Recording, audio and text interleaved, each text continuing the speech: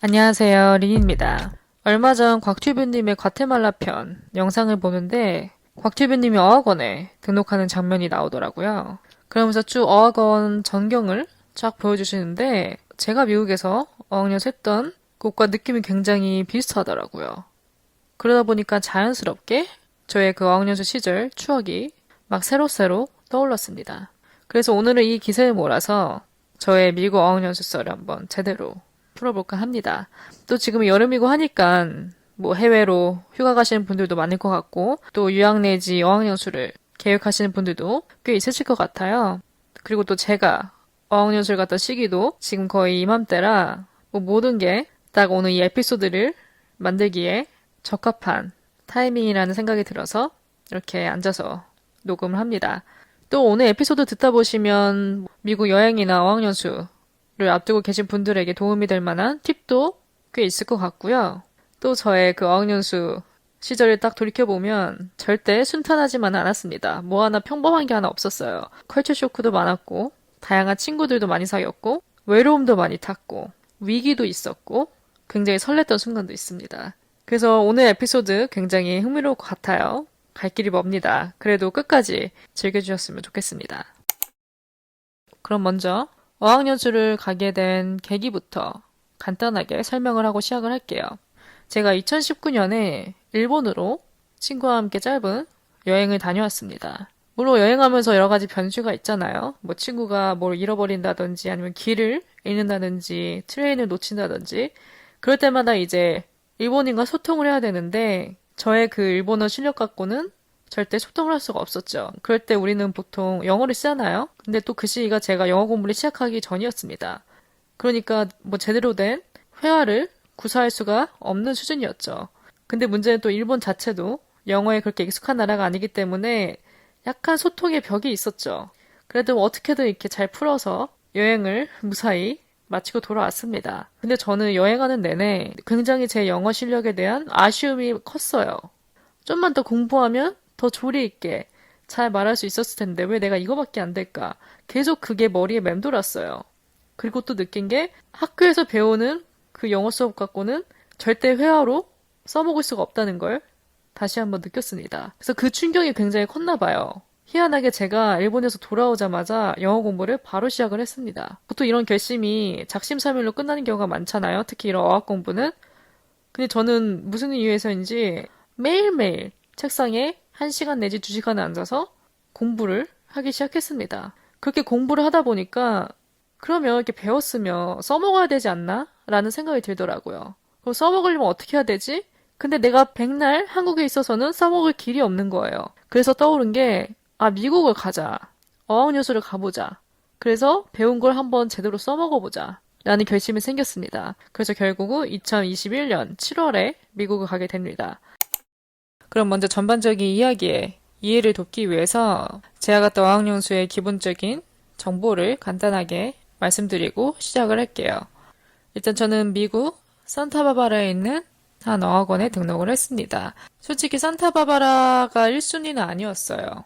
제가 원했던 곳은 LA, 딱 그 한복판 중심에 있는 어학원을 원했는데 그때 시기가 시기인 만큼 문을 닫은 어학원들이 굉장히 많았고 또 LA가 아무래도 중심지다 보니까 어학원들이 상대적으로 다른 곳보다 비싸더라고요. 그래도 LA 중심부에 있으면 아무래도 다른 곳에 관광하기도 쉽고 돌아다니기도 쉬우니까 저는 로스앤젤레스 다운타운이나 그쪽을 희망을 했는데 없었어요, 옵션이. 그래서 어쩔 수 없이 좀 눈을 돌려서 그러면 일단 캘리포니아 주대 LA보다 조금 더 저렴한 곳에 찾아보자. 이렇게 해서 좀 다른 곳을 탐색해보게 됐습니다. 근데 또 제가 중요하게 생각했던 부분은 어학원 규모였어요. 제가 또 너무 작은 규모의 학원을 원치 않았거든요. 왜냐면 아무래도 커뮤니티가 좀 활발한 곳이 더 적응하기가 쉽지 않을까 해서 큰, 좀 규모가 있는 어학원을 원했습니다. 그러다 보니까 좁혀진 게 이제 샌디에고랑 산타바바라 쪽에 지사를 두고 있는 한 어학원에 컨택을 해서 최종적으로 산타바바라로 정하게 됐습니다. 그럼 전반적인 산타바바라의 환경은 어땠는지 설명을 드리자면 일단 저는 전혀 정보가 없이 갔습니다. 거기가 어떻게 생겼는지도 몰랐고요. 그냥 LA에서 2시간, 2시간 반 정도 걸리는 거리 차로 그 정도로만 알고 가서 뭐 전혀 아는 부분이 없었는데 막상 가보니까 그런 느낌이더라고요. 은퇴 후 와서 사는 곳, 굉장히 한적하고 조용한 시골 느낌이었습니다. LA와는 완전히 상반되는 느낌이었죠. 근데 또 좋은 점이 자연이었어요. 그 자연을 정말 무시할 수가 없더라고요. 서울에만 살다가 거길 가니까 굉장히 뭐랄까, 개안되는 느낌이랄까? 일단 날씨 좋죠. 주변이 온통 푸르고 파랗고. 물론 인프라 그런 거는 부족하죠. 근데 자연만큼은 정말 좋았습니다. 어쨌든 뭐 시골이라고 보면 될 것 같아요. 왜냐면 제 기숙사에서 학교까지 버스로 50분이나 걸렸거든요. 정말 약간 옛날로 돌아가서 시골에서 학교 다니는 느낌? 그런 느낌이 들었습니다. 그 다음 이제 기숙사나 식사 같은 부분에서 좀 궁금해하실 분들이 있으실 것 같은데 저는 일단 기숙사를 선택을 했고요. 기숙사 말고도 홈스테이 옵션이 있었습니다. 근데 저는 홈스테이는 나의 눈도 돌리지 않았고요. 왜냐면 저한테는 말이 안 됐어요. 다른 사람하고 같이 지낸다는 게. 저는 무조건 기숙사를 희망을 했고 또 1인실을 원했어요. 조금 더 금액을 아끼고 싶으면 이제 쉐어를 하면 되는데 뭐 2인, 3인? 저는 무조건 혼자 쓰고 싶었습니다. 이거는 그냥 제 성향인 것 같아요. 저는 여행 갈 때도 음식보다 중요한 게 숙소라고 생각을 하거든요, 항상. 그래서 무조건 호텔. 근데 여기서 말하는 호텔이 무슨 4성급, 5성급을 말하는 게 아니라 그냥 깔끔하고 좀 위치가 좀 안전한 곳에 있고 그냥 나 혼자 쓸 수 있는 방. 그래서 저는 무조건 1인실을 선택을 했습니다. 돈을 좀 더 내더라도. 그리고 이제 식사는 아침, 저녁 이렇게 두 끼 제공이었던 것 같아요. 점심도 있었나? 기억은 잘 안 나네요. 어쨌든 저는 기숙사 플러스 식사까지 포함된 코스로 선택을 했습니다. 딱 그런 미국 영화, 하이틴 영화 같은 데 나오면 카페테리아에서 애들 밥 먹고 하잖아요. 그런 느낌이었어요, 정말. 그래서 되게 신기하더라고요. 뷔페 형식으로 음식이 이렇게 딱 준비되어 있고 원하는 만큼 퍼서 먹을 수도 있고 뭐 음료수도 많고 디저트도 있고 메뉴는 굉장히 다양했어요. 근데 맛은 꽤나 평범했습니다. 솔직히 막 맛있다고 할 수는 없었어요. 처음 한 1, 2주는 항상 이렇게 가서 꼬박꼬박 챙겨 먹었는데 애들이 점점 안 오더라고요. 카페테리아에 맛이 없어서 그런지 모르겠어요. 다들 이제 뭐 나가서 먹고 뭐 사 먹고 뭐 포스트메이트 시키고 오버이트 시키고 하다 보니까 저도 자연스럽게 외부에서 먹게 되더라고요. 그래서 제가 식비에서는 지출이 꽤나 컸습니다. 친구들 때문에 밖에서 이렇게 사 먹고 하게 되니까 음식 지출이 상당했죠. 넘버원 탑 지출은 우버였고요. LA에 있는 동안 우버에만 100 이상은 쓴 것 같아요. 그 다음 이제 식비였죠. 네, 어쨌든 음식 부분은 이렇고 숙소는 뭐 그냥 평범한 기숙사였어요. 호실마다 방이 3개씩 있었고 프라이빗 룸 하나에 이제 나머지 2개는 2인 3인용 이렇게 쉐어할 수 있는 방이라서 2층 침대가 있었죠. 그리고 화장실은 공용이었습니다. 거실 조그맣게 있고요. 풀도 있었고요. 기숙사 안에. 헬스장도 있었습니다. 헬스장 있던 거는 굉장히 좋았어요, 저는. 아무래도 거기 음식이 좀 헤비하다 보니까 운동을 안 할래 안 할 수가 없더라고요. 그래서 저는 기숙사 안에 있는 헬스장은 자주 이용을 했고요. 그래서 뭐 전반적으로 있을 건 다 있었어요. 뭐 퀄리티가 너무 좋다 이 정도까진 절대 아니지만 그리고 딱히 불편한 건 없었습니다. 그럼 이제 주제를 어학원 쪽으로 옮겨볼게요. 어학원은 어땠냐? 일단 어학원생 비율부터 말씀드리자면 유럽인들이 거의 상당수였습니다. 특히 이탈리아, 프랑스, 뭐 독일 그쪽 친구들이 대부분이었고 그 다음 이제 저기 멕시코나 뭐 약간 남미 쪽 친구들 그 다음이 아시아였는데 제가 놀란 부분은 한국인이 한 명도 없었어요. 이 부분이 처음에는 좋았습니다. 왜냐면 그럼 나 이제 완전 영어만 쓰겠다.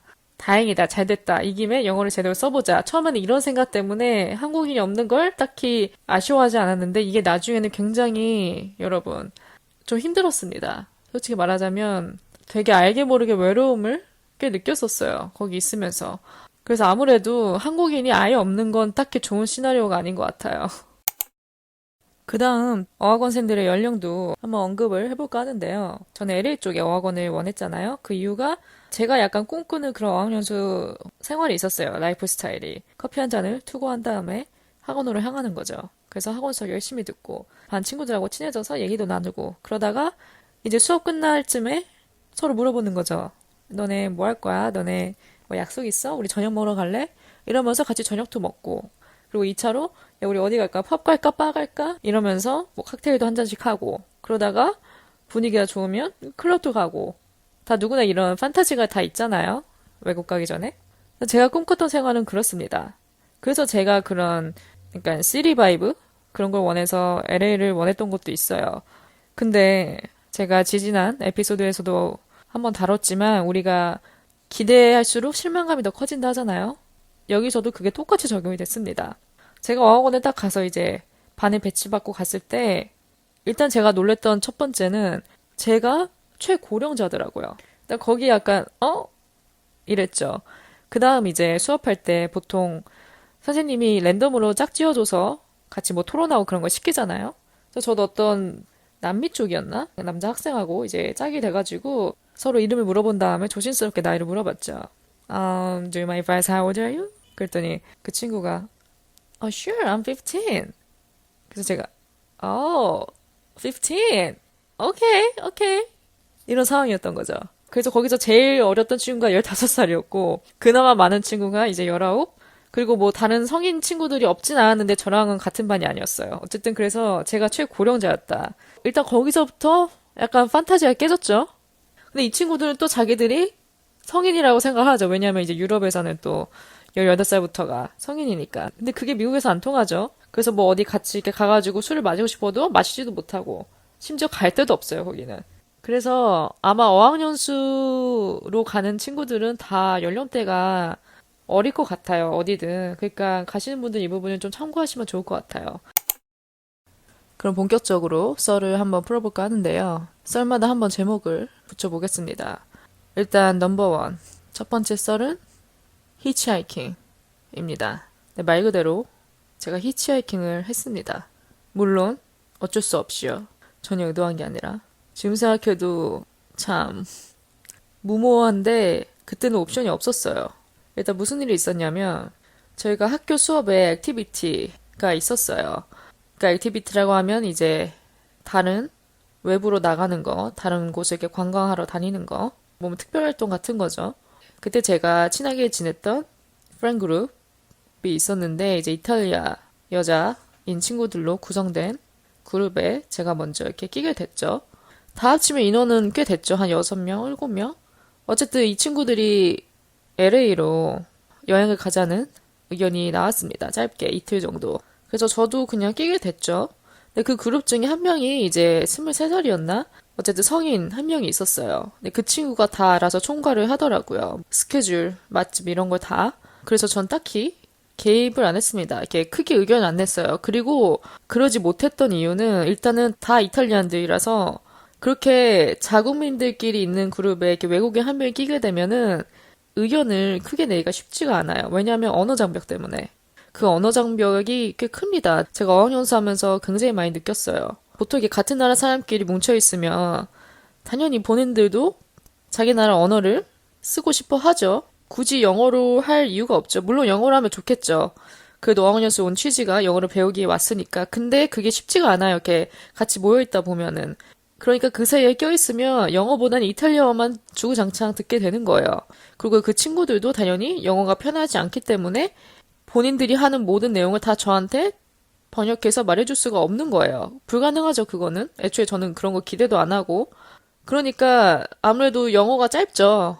심플하고 간단한 것만 이제 영어로 저랑 대화하고 나머지들은 이탈리아어로 소통을 하니까 거기서 느껴진 벽이 있죠. 어쨌든 그 이탈리아 친구 한 명이 알아서 다 짰습니다. 뭐 버스비며 뭐 숙소며 그냥 믿고 갔습니다.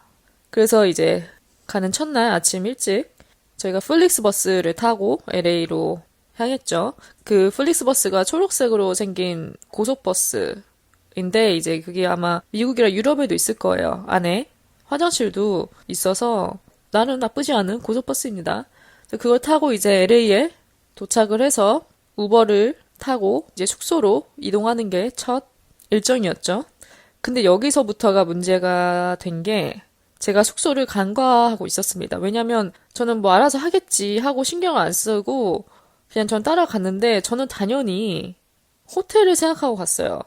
그 호텔이라는 게 비즈니스 호텔처럼 좀 작은 호텔, 그냥 진짜 컴팩트한 사이즈 호텔. 그래서 저는 그 친구 한 방을 두세 개 잡았겠구나 하고 그런 숙소를 생각하고 갔죠. 그리고 그 친구가 이제 단톡방에 숙소 주소를 올렸을 때 제가 보긴 봤어요. 근데 꼼꼼히 안 봤거든요. 대충 위치만 보고 아 그냥 여기구나 하고 넘겼죠. 근데 알고 보니까 도미토리인 거예요. 그것도 혼성 도미토리. 제가 아까 말씀드렸다시피 저는 숙소가 가장 우선순위라고 말씀드렸잖아요.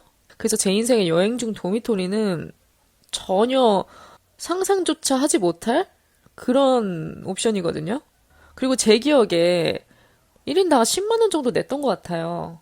그러니까 그게 아주 뭐 비싼 금액도 아니지만 어쨌든 싼 금액도 아니었기 때문에 저는 전혀 도미토리라는 예상도 못했고 도미토리에 묵어본 적도 없고 거기다가 더 충격이었던 거는 이제 혼성이었으니까 그 친구들은 그런 게 또 아무렇지도 않을 수도 있고 아무래도 나이가 어리다 보니까 딱히 신경 안 쓸 수도 있고 뭐 이게 문화 차일 수도 있고 모르겠어요. 그 친구들 그게 괜찮았나 보죠.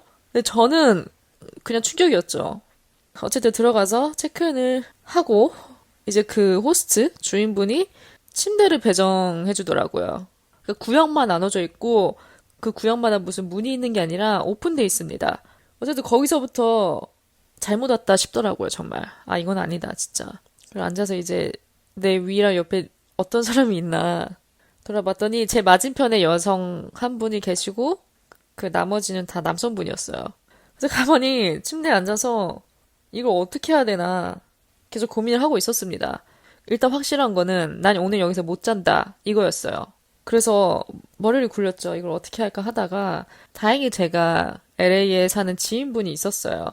제가 미국 오기 전부터 항상 이렇게 컨택을 해왔던 지인이 있었습니다. 그 사람이 딱 생각이 나더라고요. 그래서 연락을 했죠. 내가 이런 사정은 지금 LA에 왔는데 거두절미하고 제발 나 오늘 하루만 재워줄 수 있냐. 나 오늘 여기서 절대 못 잔다. 제발 오늘 하루만 재워달라고. 그랬더니 흔쾌히 이제 오케이를 해가지고 그러면 자기가 오늘 일정이 있는데 일정 끝마치는 대로 널 픽업하러 가겠다. 근데 좀 늦을 것 같으니까 그때까지 뭐 시간 좀 때울 수 있냐. 그래서 제가 물론이지. 뭐 10시간, 12시간 기다리겠다. 그래서 오늘 밤에 저를 픽업해주기로 약속을 해놨습니다. 그러면 이제 밤까지 시간이 많이 남았죠. 일단 남은 시간은 이 친구들이랑 같이 관광을 하기로 했어요. 그래서 같이 일정을 떠났습니다. 그때 저희 그룹은 저까지 딱 3명이었어요. 그 두 번째 코스가 할리우드 사인 있죠. 그걸 보러 가는 거였어요. 필수 코스죠. 어떻게 보면 LA 오면. 근데 아시다시피 여러분 할리우드 사인이 산 거의 중턱 이상 정상쯤에 위치해 있잖아요. 그러니까 그 보러 가는 그쪽이 산이었어요.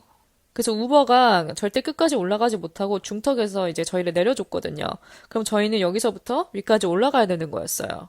근데 여기서 소통의 오류가 생겼던 부분이 저는 당연히 대충 이제 그 글씨 할리우드 사인이 잘 보이는 어느 언저리쯤에서 사진을 찍고 내려오겠거니 하고 따라가는데 이 친구들이 계속 올라가더라고요. 한마디로 저희는 등산을 했습니다. 등산을. 도대체 언제 나와 물어봐도 아 좀만 가면 돼 좀만 가면 돼. 거의 그 꼭대기 그 할리우드 그 사인이 가장 크게 보이는 그 거의 꼭대기쯤 그냥 거기까지 올라갈 기세였던 거예요. 그래서 거짓말 안 하고 2시간 이상 등산을 했던 것 같아요. 근데 제가 그 올라가면서 너무 지치더라고요. 정말로. 걷는 내내 저 혼자 뒤쳐졌거든요. 어쩌면 이 친구들은 이렇게 쌩쌩한지. 그래서 우여곡절 끝에 도착을 했습니다. 도착했을 때쯤은 거의 해가 지고 있는 상태였어요. 저는 빨리 여기서 벗어나고 싶은 마음밖에 없었죠. 그리고 이미 시간이 저녁이어서 저는 빨리 이 일정을 마치는 대로 우버 타고 숙소로 가서 짐을 챙긴 다음에 저를 픽업하러 오는 이 지인을 기다려야 되는 상황이었죠. 그래서 저는 빨리 가고 싶은 마음밖에 없었어요. 그래서 걸어서 내려온 다음에 그 중간쯤 그쯤에서 친구 중 한 명이 우버를 부르더라고요. 그래서 제가 우버를 어디로 잡았나? 그 친구 폰을 보니까 숙소가 아닌 거예요. 우리 어디 가는 거냐? 이랬더니 저희 그리피스 천문대로 갈 거래요. 거기가 오늘 마지막 코스래요. 제가 그걸 듣고 말도 안 나왔죠. 나 여긴 절대 못 간다. 나 여기 가면 진짜 쓰러진다. 이 생각이 들었어요. 그래서 제가 무리를 이탈을 했습니다. 그 우버 기다리는 동안 아, 나 좀 전화 좀 받고 오겠다고 하면서 밑으로 그냥 쭉 내려갔어요, 저 혼자. 친구들은 멀어졌습니다, 제가 점점. 그래서 5분 뒤쯤이었나? 이제 우버가 왔나 봐요. 친구 중 한 명이 전화를 하더라고요, 다급하게. 너 어디냐? 우리 지금 간다. 빨리 와라. 어디냐? 그래서 제가 그냥 가라, 너네. 나 오늘 여행 못 한다. 뭐 제가 약간 힘들어서 정신이 나갔는지 모르겠는데 저는 저 혼자 우버를 잡을 수 있을 거라고 생각을 했어요. 근데 여러분 아까 말씀드렸다시피 거기가 산이잖아요? 인터넷이 안 터지더라고요. 우버가 안 잡혔습니다. 그렇게 해는 졌고 주변이 점점 깜깜해지는 거예요. 그때부터 이제 몸이 떨리기 시작하더라고요. 너무 초조해져서 아 그럼 좀만 걸어가 볼까? 좀만 내려가 볼까? 하고 이제 조금 내려가는데 내려가면 내려갈수록 깜깜한 거예요. 진짜 아무것도 없었어요. 깜깜했어요.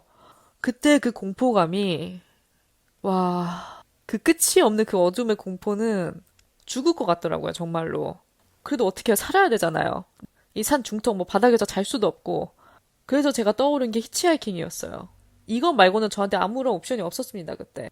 근데 거기가 아무래도 관광지다 보니까 방문객들이 있었어요. 그래서 다행히 차가 내려오더라고요, 한 대가. 그래서 제가 얼른 손을 흔들었습니다, 앞에.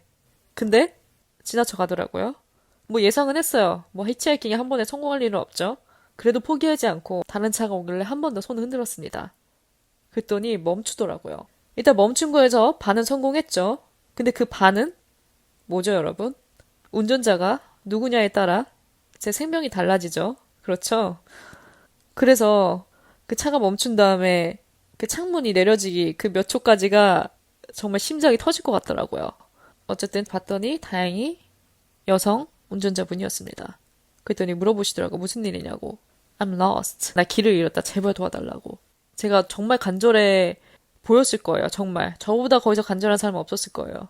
그랬더니 타라고. 빨리 타라고 그러시더라고요. 그래서 탔습니다. 그런 중에 이제 운전자분이 물어보시더라고요. 무슨 일이냐. 그래서 자초지종을 설명을 했죠. 내가 이런 일로 여기 왔다. 내가 어학연수 하는 학생인데 이런저런 일로 해서 이래 왔는데 내가 친구 무리를 이탈해버렸다. 그래서 지금 길을 잃어가지고 우버를 잡으려고 하는데 인터넷이 안 터졌다. 자초지종 설명을 했습니다. 그랬더니 그러냐고 되게 진정을 시켜주시더라고요. 굉장히 나이스한 분이셨죠. 그래서 제가 좀 도로로 나가서 우버를 부를 수 있는 데쯤에 좀 내려달라 부탁을 했습니다. 그래서 이제 차를 타고 내려가는데 이게 제가 아까 그 친구들하고 우버 타고 올라올 때는 느끼질 못했어요. 그 거리가 어느 정도였는지. 근데 이렇게 밤에 내려가니까 정말 한참 내려가더라고요. 그러니까 한마디로 히치하이킹 안 했으면 모르는 거죠. 제가 어떻게 됐을지. 어쨌든 그렇게 한참을 내려가다 보니까 이제 도로가 나오더라고요. 그래서 가다가 이제 어느 주유소랑 이제 좀 뭐 편의점 이렇게 있는 거리가 나오길래 제가 여기서 멈춰달라고 그랬더니 이제 멈춰주시고 제가 정말 연신 감사하다고 말씀드렸죠. 너무 고맙다. 생명의 은인이다. 정말 고맙다. 잊지 않겠다고. 그래서 제가 내리기 전에 성함을 여쭤봤어요. 실비아라고 하셨던 것 같아요. 제 기억에. 어쨌든 그 실비아님 덕분에 제가 안전하게 내릴 수 있었습니다. 지금 생각해도 진짜 아찔하네요. 저희 아빠가 항상 저한테 강조를 하셨거든요. 친구들 무리해서 이탈하지 말라고. 항상 그룹 지어 다녀라. 위험하니까. 그거를 어긴 저의 최후가 그거였던 거죠. 한마디로 제가 제 자신을 위험에 빠뜨린 거죠. 어떻게 보면. 그래서 제가 이걸 듣는 여러분한테도 강조해드리고 싶은 거는 첫째도 안전, 둘째도 안전, 셋째도 안전이다. 특히 이렇게 처음 가는 사람들은 더욱더 조심을 하고 꼭 친구들하고 같이 다니고 혼자 독단 행동을 하면 안 된다라는 교훈을 드리고 싶습니다. 약간 썰이라기보다는 그냥 일종의 컬처 쇼크 같은 거였는데 제목은 블랙핑크 앤 카라오케입니다. 일단 저는 케이팝을 거의 안 듣기 때문에 뭐 이런 케이팝 가수들이 외국에서 얼마나 인기 있는지 딱히 이렇게 실감을 못했어요. 근데 확실히 이제 유럽 친구들하고 지내다 보니까 또 엄청 좋아하더라고요. 케이팝에 관심도 많고 그중에 블랙핑크가 인기가 굉장히 많았습니다. 저랑 친하게 지냈던 이 프랑스 친구들이 거의 블랙핑크 팬이었어요. 근데 또 제가 한국인이니까 저한테 안 물어볼 수가 없죠. 제가 대답해 줄 수 있는 건 없지만 그래도 막 물어보더라고요. 그때가 저희가 아마 다 같이 이렇게 외부 활동을 하고 걸어서 숙소로 돌아가는 길이었는데 걸으면서 이제 케이팝 얘기가 나왔던 거죠. 그 중에 한 명이 이제 노래를 들으면서 가자는 거예요. 좀 심심하니까 분위기 좀 띄울 겸. 그래도 이 블랙핑크 노래를 틀더라고요. 그래도 저한테 하는 말이 린, 나 이 노래 진짜 좋아하는데 좀만 불러줄 수 있어? 이러는 거예요. 그래서 제가 무슨 노래? 이랬죠. 했더니 블랙핑크의 뚜두뚜두 그 노래 중 그 랩 부분 그게 제니 씨의 랩 파트였던 것 같아요. 나 이 제니 랩 파트 진짜 좋아하는데 제발 한 번만 불러줄 수 있냐고. 한국어로 듣고 싶다 이러는 거예요. 막 엄청 애원을 하더라고요, 이 친구가. 아이, 왜 그러냐. 제가 웬만하면 좋게 이제 거절을 했죠. 아, 진짜 노래 못한다. 그리고 나 얘네들 노래를 모른다고. 물론 어떤 노래인지는 알지만 제가 가사까지 모르죠, 당연히. 그랬더니 그 친구가, 아이, 가사는 문제가 아니다. 내가 가사 보여주겠다. 내가 유튜브에서 가사를 쳐서 보여줄 테니까 제발 불러달라고 애원하더라고요. 그래서 제가 어떻게 했을까요? 불렀죠. 불렀다기보다는 그냥 읊조린 정도? 그게 또 랩이니까? 참, 진짜. 그냥 그 친구들 귀에는 내가 한 단어라도 말하면 잘한 것처럼 들리는 거죠. 한국어를 모르니까 걔네들은. 고맙다고. 나 이 부분 너무 좋아한다고 막 반박 뛰더라고요.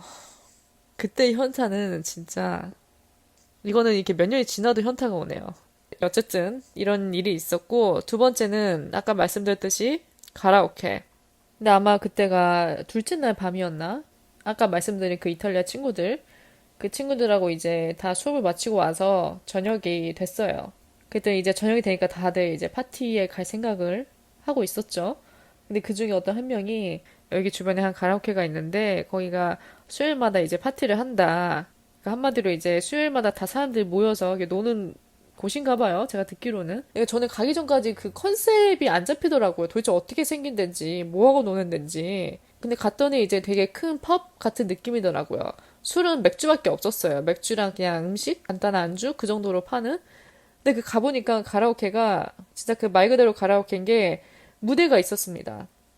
약간 공연장 같은 느낌이었어요. 무대가 있고 그 위에 뭐 스크린, 옆에 마이크 이렇게 있고 이렇게 놀러 오는 사람들 중에 아무나 나와서 노래를 부르는 거예요. 약간 장기자랑 느낌? 그러니까 한마디로 전혀 모르는 일면식도 없는 사람들 앞에서 노래를 부르고 그 노래에 맞춰서 이렇게 노는 거예요. 근데 그것도 저한테 굉장히 충격적이었던 게 저희는 보통 노래방을 간다고 하면은 친한 사람들끼리 가잖아요. 아니면 아는 사람들끼리. 하물며 뭐 회사 사람들이라던가. 이게 퍼블릭하게 가는 개념은 없잖아요. 우리나라에. 노래 실력과 아무 상관이 없습니다. 이거는 참고로. 정말 아무나 나와서 노래 부르고 그 노래에 맞춰 방방 뛰면서 노는 거예요. 거기서부터 이제 괴리감이 생겼죠. 제가 오기 전까지 생각하던 그 LA의 그런 도시 라이프, 바, 클럽 이런 거는 어디 온데간데 없고 더 최악인 거는 텐션 높은 척 하기 굉장히 힘들었습니다. 옆에 친구들은 막 이렇게 반박 뛰는데 저는 도대체 어느 포인트가 신나는 건지도 모르겠고 그리고 아까 말씀드렸듯이 노래 실력과 아무런 상관이 없이 아무나 올라오기 때문에 솔직히 못 들어주겠는 노래들이 굉장히 많았어요. 근데 여기에 이제 다들 이렇게 재밌다고 이렇게 뛰어노니까 이건 맥주로도 커버가 안 돼요, 여러분. 술이 문제가 아니에요. 아마 거기에 무슨 데킬라 한 몇 병이 있었어도 저는 못 놀았을 거예요. 아마 누군가는 저보고 쟤 진짜 뻣뻣하네. 쟤 진짜 어색하네. 이런 생각 했을 거예요. 그 정도로 저랑 그냥 안 맞았습니다. 젊은 부장님들 한 100명이랑 노래방을 온 느낌이었어요. 딱 이렇게 설명하면 될 것 같네요. 정말 부장님들하고 노래방 온 느낌? 그럼 마지막 썰은 가장 베스트였던 순간을 한번 회상을 해보려고 합니다. 물론 제 어학연수 생활을 돌이켜봤을 때 쉽지 않은 부분도 있었지만 행복했던 순간이 훨씬 많습니다. 그래서 세 번째 썰의 제목은 로드 트립 to 샌프란시스코입니다. 거기에 살짝 썸을 곁들인 다들 그런 말도 하잖아요. 가장 예상치 못한 순간에 인연을 만난다고. 제 썸도 약간 그런 식이었어요. 일단 배경을 잠깐 설명을 드리자면 저를 짝사랑하던 한 남자애가 있었는데 걔가 저를 짝사랑한다는 사실을 저는 제가 학교를 떠나기 딱 일주일 전에 알게 됐어요. 그것도 이제 중간에 다리를 놔준 제 친구 한 명을 통해서. 그러니까 하마터면 서로 뭐 말도 한번 못 섞어보고 심지어 저는 뭐 걔 존재도 모른 채 헤어질 뻔한 거죠. 제가 그걸 알게 된 계기는 일단 제가 여태까지 앞선 썰을 말씀드렸을 때 제가 어울렸던 프랑스 친구들이 제 초기 프렌드 그룹이었죠. 이 친구들이 어려서 그런 걸 수도 있는데 아무래도 학업이 좀 뒷전이더라고요. 이 친구들이. 출석률이 안 좋았습니다. 학교를 잘 안 가고 밤에 에너지를 쏟느라 아침에는 이제 늦잠 자고 그렇게 이제 학업에 열중인 친구들은 아니었어요. 근데 뭐 제가 그 또래였으면 뭐 거기에 저도 물들을 수도 있을 텐데 저는 어쨌든 성인이잖아요. 그러니까 마냥 그렇게 놀 수가 없더라고요. 그리고 돈을 냈잖아요. 어학연수에 꽤 많은 돈을 내고 왔는데 수업을 안 나가면 제 손해죠. 그쵸? 이제 그렇게 이제 노는 거에 약간 신물이 날 때쯤 제가 슬슬 이제 그 친구들하고 거리를 좀 둬야겠다는 생각이 들었어요. 그러던 중에 갑자기 제 머릿속에 한 친구가 이제 스쳤습니다. 그 친구가 이제 일본인 여자인 친구였는데, 근데 이 친구랑 저랑 인연이 된 게 제가 첫 입학한 날, 맨 처음 학교에 딱 들어선 날, 그게 들어서면서부터 저랑 눈이 마주쳤어요. 근데 이게 눈이 마주치면서 그 친구가 어? 어? 이러면서 되게 놀라더라고요. 그리고 그 옆에 오늘의 그 썸의 주인공, 이 남자애가 옆에 있었습니다. 그러니까 이 둘과 제가 이렇게 눈이 마주친 거죠. 저는 처음에 이 두 명이 저를 정말 뚫어지게 쳐다보길래 왜 저렇게 쳐다보지? 기분이 좋진 않았거든요. 그렇잖아요. 사람이 이렇게 너무 뚫어지게 쳐다보면 저 왜 이렇게 쳐다봐? 뭐 내가 이상한가? 이런 생각 들잖아요. 저도 그랬어요. 그래서 그냥 그러고 말았는데 나중에 이 프랑스 친구들하고 이렇게 벤치에 앉았는데 둘이 와가지고 자기소개를 하더라고요. 그러면서 저한테 설명을 했죠. 제가 처음에 일본인인 줄 알았대요. 또 아시안이니까 그렇게 착각을 했나 보죠? 그러면서 어쨌든 반갑다고 자기 이름하고 나이를 말하면서 인사도 서로 교환하고 그렇게 갔습니다. 근데 그렇게 자기소개를 하면서 그 옆에 있는 이 남자애는 웃긴 게 제 옆에 있는 이 두 명, 프랑스 친구들한테는 눈 마주치고 인사하면서 저만 쏙 빼는 거예요. 저는 거의 쳐다보지도 않는 거죠. 눈길 한번 안 줬습니다. 그래서 제가 약간 좀 어이없었죠?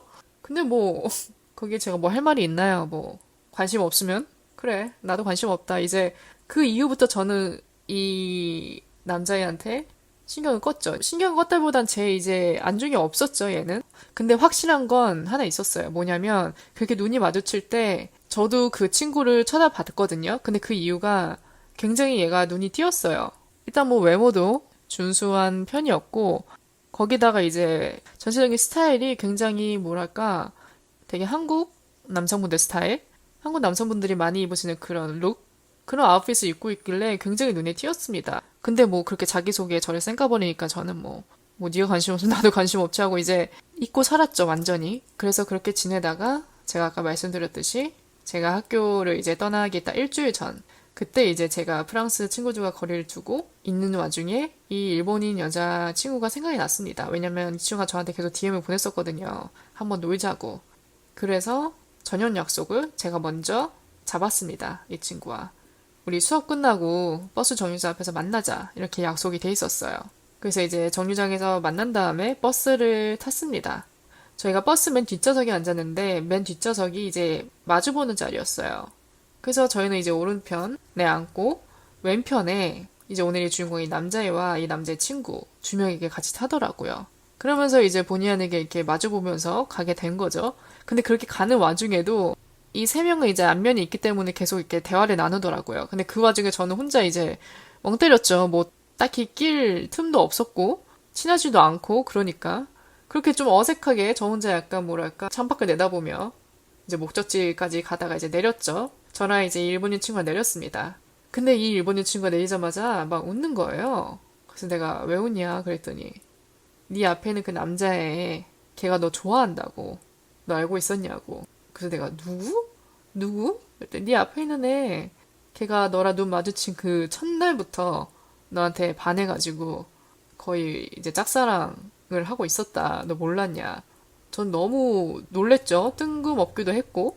그러면서 그 친구 하는 말이 걔가 너한테 이제 팔로우도 걸었었는데 네가 안 받아줬다고. 걔가 그것 때문에 되게 의기소침해져서 너한테 말도 못 걸고 이제 친구들한테는 다 말해놓은 거죠.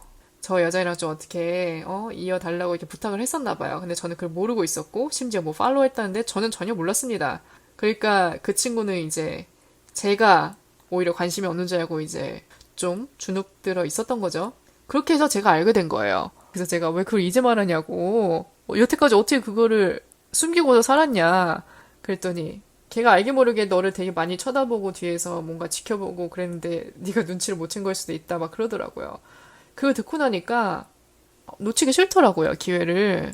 그래서 우리 오늘 저녁 먹고 제 파티 가기로 하지 않았냐. 제가 거기 부르라고 했어요. 여기 오라고 하라고. 그랬더니 이 친구가 알겠다. 이러고 서로 일단 각자 기숙사로 돌아갔습니다. 그렇게 이제 각자 기숙사로 돌아간 다음에 나가려고 이제 준비를 하고 있었죠. 그 와중에 이제 일본인 친구한테 문자가 오더라고요. 몇 분 후에 사이먼이라는 애가 너를 데리러 갈 거다. 니네 기숙사 앞으로. 그럼 너는 걔랑 만나서 우리 집. 참고로 이 일본인 친구는 홈스테이를 하고 있었습니다. 홈스테이 집이 이제 저희 기숙사랑 꽤 떨어진 거리였어요. 어쨌든 그래서 너는 걔랑 만나서 같이 우리 집 앞으로 오라고. 그래서 나를 픽업해 가면 된다고 이러더라고요. 그래서 알았다 하고 이제 답장을 했는데 저는 사이먼이 누군지 모르겠는 거예요. 얘 뭐 개인적인 친구인가? 뭐 딱히 감이 안 잡히더라고요. 그래서 뭐 어쨌든 데려온다니까 기다리고 있었죠. 그러다가 이제 사이먼한테 왓츠앱이 오더라고요. 안녕, 나 사이먼인데 나 한 10분 뒤쯤 도착해 그러는 거예요. 그래서 제가 그래 알겠어 하고 이제 준비를 다 하고 기숙사 밖으로 나갔죠. 그러다가 이제 저 뒤편에서 지프 한 대가 오는 거예요. 지프가 이렇게 오더니 이제 파킹을 하더라고요. 그래서 저는 아 쟨가 보다 하고 이제 가서 딱 문을 열었는데 이 남자인 거예요. 네, 맞아요. 저는 이 친구 이름도 모르고 있었습니다. 여태까지. 그때 얘 이름을 처음 안 거예요. 솔직히 꽤 놀랐습니다. 흠칫했어요. 근데 괜히 이제 겉으로는 아닌 척, 알고 있었던 척 이러면서 탔죠. 그렇게 이제 서로의 존재를 알게 됐습니다. 어떻게 보면 그 차 안에서가 첫 번째 데이트? 아닌 데이트라고 할 수 있겠네요. 근데 되게 웃겼던 게 차 안에 타자마자 향수 냄새가 진동을 하더라고요. 그래서 속으로 이 친구도 좀 힘주고 왔구만 속으로 이런 생각이 들었죠. 그래서 차 안에서 얘기를 하면서 가는데 일단은 제가 이 친구가 마음에 들었던 점은 첫 번째, 나이가 동갑이었습니다. 오아시스 같았죠. 10대들한테 둘러싸여 있다가 20대, 그것도 내 또래를 만나니까 너무 반갑더라고요. 일단 동갑인 것부터가 어느 정도 이게 공감대를 먹고 가는 거잖아요? 그래서 나이부터가 일단은 잘 맞았고, 두 번째는 이게 정말 가장 큽니다. 말이 잘 통했어요. 그 말이라는 게 영어를 포함을 합니다. 딱 대화를 해보면 알겠더라고요. 이 친구도 공부를 하고 온 티가 났어요. 여기 오기 전까지 공부를 꽤 했구만, 이라는 생각이 들었습니다. 대화가 통한다는 게 정말 거기서는 얼마나 그게 소중한 건지 몰라요. 이렇게 물 흘러가듯이 하는 대화는 처음 해봤습니다. 그게 더, 뭐랄까, 서로를 끈끈하게 했던 것 같아요. 그리고 얼마나 궁금한 게 많겠어요. 그쵸? 처음 만났으니까. 어쨌든 그렇게 얘기를 하면서 가다가 일본인 친구를 픽업하고 같이 이렇게 셋이 파티도 가고 그러면서 재밌는 밤을 보냈죠. 그렇게 보내고 이제 돌아가는 길에 이 남자애가 저희 둘을 이제 데려다 주려고 차에 다시 타고 가는 길이었습니다. 가는 중에 이 남자애가 우리 내일 샌프란시스코 갈 건데 너 같이 갈래? 이러더라고요. 이 남자애 포함 이탈리아의 몇 명, 이제 일본인 몇 명 이렇게 해서 그룹이 있더라고요. 그래서 이 친구들이 샌프란시스코로 이제 로드트립을 2박 3일로 가기로 한 거죠. 그게 바로 내일인 거예요. 다음 날. 다음 날 아침에 떠나는 일정이었던 거예요. 정말 급 제안이었죠. 그래서 제가 아니 나 껴도 돼? 나 이렇게 갑자기 껴도 되냐고 계속 이렇게 물어봤죠. 저는 괜히 이렇게 갑분싸 되기 싫으니까 그랬더니 그냥 가자고 그러더라고요. 그냥 가자고. 엄청 꼬시더라고요. 그래서 굳이 제가 거절할 이유가 없죠. 그쵸? 어떻게 보면 이게 마지막 기회라고 생각했어요. 제가 학교에 있는 동안 얘랑 더 가까워질 수 있는. 그래서 수락을 했습니다. 그래서 집에 돌아가자마자 잠이 안 오더라고요. 그래서 그냥 짐을 쌌습니다. 싸는 내내도 굉장히 설렜죠. 2시간 잤던 것 같아요. 아침까지. 그러니까 이제 로드트립 때문에 이 남자애가 지프를 렌탈한 거였어요. 어쩐지 저는 궁금했어요. 왜 지프를 가져왔나? 그것도 픽업하러. 알고 보니까 이제 로드트립 용이었죠. 그렇게 이제 아침에 다시 지프를 맞이하게 됩니다. 이제 여기에는 다른 멤버들도 있었습니다. 이탈리아 남자들 몇 명, 일본인 남자 몇 명. 이렇게 첫 번째 그룹이 모인 다음에 이제 저기 홈스테이에 사는 그 일본인 친구를 포함해서 나머지 5명이 합류를 했습니다. 그래서 총 10명이 된 거죠. 저까지. 근데 여기에도 약간 썰이 있었더라고요. 알고 보니까 이미 10명 정원이 다 차 있었습니다. 그러니까 제가 낄 자리는 없었던 거예요.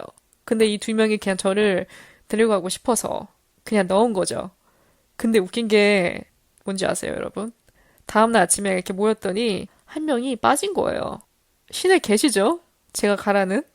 그래서 저까지 합쳐서 다시 10명이 됐습니다. 그렇게 이제 5명, 5명씩 차에 탄 다음에 산타바바라부터 샌프란까지 거의 7시간의 대장정이었던 것 같아요. 로드트립을 떠났습니다. 저는 살면서 로드트립이란 걸 처음 해봤어요. 한국 살면서 기회가 없죠, 거의. 근데 지금 생각해도 굉장히 벅차오르는 게 모든 게 완벽했어요. 날씨, 배경, 그리고 오프로드에 적합한 이 차, 플러스 내가 호감 있는 사람이 딱 앞에서 운전을 하고 있으니까 심장이 터질 것 같더라고요, 정말. 거기다가 이제 노래까지 빵빵하게 틀면서 가면 그 기분은 정말 지금 계속 이걸 어떤 단어로 표현하면 좋을지 생각을 하고 있는데 황홀하다는 표현이 가장 적합할 것 같아요. 그래서 이렇게 창밖을 보다 보면 여러분 미국이잖아요? 드넓죠. 앞이 뻥 뚫려 있죠. 그리고 멋진 다리도 나왔다가 산도 나왔다가 무슨 목장처럼 약간 초원 같은 데도 나왔다가 뭐 소가 있고 양들이 있고 정말 시시각각 이 변하는 풍경들을 눈으로 맞이하면서 신나는 노래는 귀로 흘러들어오고 그때 들었던 노래 중 하나가 키드 라로의 스테이였거든요. 비버가 피처링한 오늘의 어떻게 보면 추천곡이 될 수 있겠네요. 특히 낮에 햇살이 쨍쨍한 날 드라이브 하실 때 꼭 이 스테이 들으면서 가시면 굉장히 흥이 나실 거예요. 어쨌든 그렇게 2박 3일에 잊지 못할 로드트립 여행을 마치고 왔고요. 그 여행을 하는 중에 계속 둘이 붙어 다니면서 이야기를 나눴죠. 그냥 이야기에 끝이 없었던 것 같아요. 이렇게 어떻게 다른 나라의 사람들이 그것도 같은 시기에 모여가지고 이렇게 인연이 됐다는 게 신기하니까 서로에 대해서 궁금한 것도 많고 각자의 나라에 대해서 궁금한 것도 많으니까 그래서 지금 이렇게 돌이켜보면 정말 말이 통하는 사람, 대화가 통하는 사람이 중요한 것 같아요. 그리고 특히 그 친구의 존재가 제 외로움을 좀 달래줬던 것 같아요. 제가 앞서 언급했지만 그 언어 장벽에서 오는 외로움이 꽤 컸거든요. 제가 이전에 다른 친구들하고 어울릴 때는. 그 부분이 굉장히 답답했는데 얘를 만나면서 조금은 비워내는 좀 속이 뚫리는 계기가 됐던 것 같아요. 그리고 여러분 외국 가시면 특히 미국 꼭 로드트립 추천드립니다. 렌트해서 한 번은 다녀오시면 정말 잊지 못할 추억을 많이 만들 수 있을 거예요. 물론 친한 사람과 원하는 사람과 가셔야 합니다. 아시죠? 그럼 마지막으로 몇 가지 이제 Q&A처럼 팁을 좀 전달을 해드리고 맞춰볼까 합니다. 일단 여러분들 궁금해 하실 만한 것 중 첫 번째가 아마 영어 공부 부분인 것 같아요. 영어 공부를 얼마나 하고 가야 되는 건지. 제가 여기에 답변 드릴 수 있는 거는 많이 하면 많이 할수록 좋다입니다. 공부를 많이 하고 가서 나쁠 건 하나도 없어요. 그리고 두 번째, 어학연수를 가고자 하시는 분이 있다면 먼저 자신한테 꼭 물어봐야 돼요. 내가 하고자 하는 목표가 뭔지. 언어 실력인지 아니면 그냥 뭐 친구 사귀는 거, 놀러 가는 거. 이 두 개를 확실히 구분을 지어야 됩니다. 만약에 내가 좀 공부, 영어 실력 향상이 1순위라면 저는 어학연수가 그렇게 적합하다고 생각하진 않아요. 이유는 우리가 외국에서 우리의 실력을 높일 수 있는 방법은 그 네이티브와 어울리는 것밖에 없습니다. 근데 어학연수는 각 국에서 오잖아요. 뭐 유럽이든 어디든 영어권이 아닌 나라 사람들이 오잖아요. 그럼 그 사람들 수준들도 나랑 다를 게 없어요. 영어가 늘 기회가 그렇게 없는 거예요. 잘하는 사람과 있어야 되고 영어가 네이티브인 사람과 둘러싸여 있으면 늘지 않을래도 늘지 않을 수가 없는데 영어권 나라가 아닌 사람들끼리 묶어놓으니까 내가 만약에 말할 때 뭔가 틀리고 잘못된 부분이 있다 해도 누가 나한테 피드백을 해줄 수도 없는 거고 발전할 기회가 적습니다. 그렇기 때문에 저는 어학연수 하면은 영어보다는 그냥 여행 내지 소셜, 친구도 사귀고 이런 부분의 비중이 더 높다고 생각을 해요. 그래서 정말 나는 공부가 목적이다. 영어, 회화 실력, 향상 그거밖에 없다고 하시는 분들은 유학 아니면 교환학생을 고려해보는 것을 추천을 드립니다. 그 길이 훨씬 도움이 많이 돼요. 그다음 이것도 약간의 팁이 될 수 있는데 좀 적극성과 약간의 인싸력이 있으면 좋을 것 같아요. 이거는 친구 사귈 때 굉장히 필요한 자질이더라고요. 저도 이렇게 먼저 나서는 타입이 절대 아니라서 막 누구한테 먼저 가서 말 걸고 이런 타입은 아니었어요. 근데 어학연수는 얘기가 다른 게 거기서는 친구가 없으면 아무것도 할 수가 없습니다. 그래서 거기 오는 모든 아이들의 목표는 친구 사귀기예요. 그렇기 때문에 누가 오기를 기다리기보다는 먼저 가서 말 걸고 물어보고 그렇게 빨리 친해지면서 친구를 만드는 게 가장 우선입니다. 네, 오늘 여기까지가 저의 어학연수 스토리였고요.